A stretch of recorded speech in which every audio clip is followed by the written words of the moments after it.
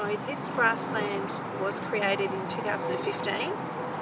It's a technique that we have used in collaboration with Paul Gibson Roy and with John Del Pratt, who originally came up with this technique.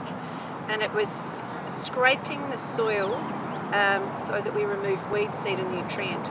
So originally we measured the soil at 5, 10 and 20 centimetre depths, looking for where the weeds dropped out and also where the nutrient levels dropped out. So we tested for phosphorus and nitrogen and also the pH at each of those different depths.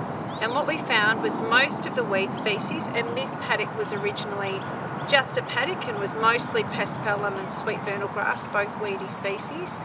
So we found that those species and every other weed tended to drop out at about the 10 centimetre depth for this site.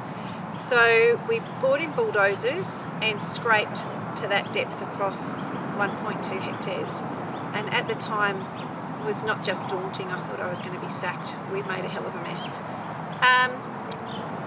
That particular year we collected 60 different species and about 40 kilograms of daisies, peas, lilies, grasses, and we sowed them in August 2015.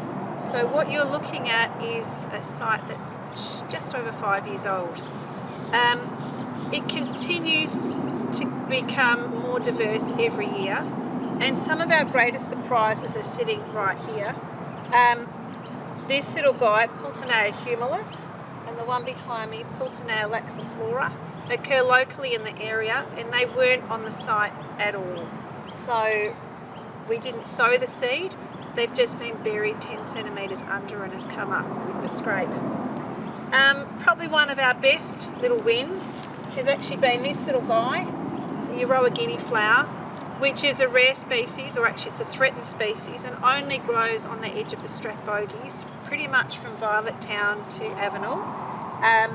There's only a handful of populations, about 15 populations anywhere in the world, and we happen to have stimulated the soil and allowed that plant to germinate. And here it's probably more dense than anywhere else that I've seen on any of the other sites. So that's been a real win for us to have actually got that to germinate accidentally.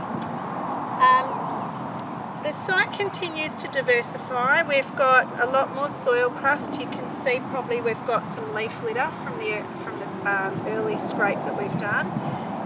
Within about the first 3 to 4 years, the soil was starting to crust over and develop some mosses. And from that point in time, we've continued to see more and more germination of unusual species, particularly that we didn't sow. So what we don't have here is Dilwinia cinerescens that's come up naturally, and chocolate lilies that we didn't sow and have come up, particularly this year, but we started last year with seeing them. They came up en masse this year. So we're rapt that it just continues to diversify and continues to change, and thankfully is remaining relatively weed-free. It takes a minimal amount of poison, just with some very careful spot spraying about once a year or maybe twice a year, just to keep everything in check. So it continues to just keep flourishing.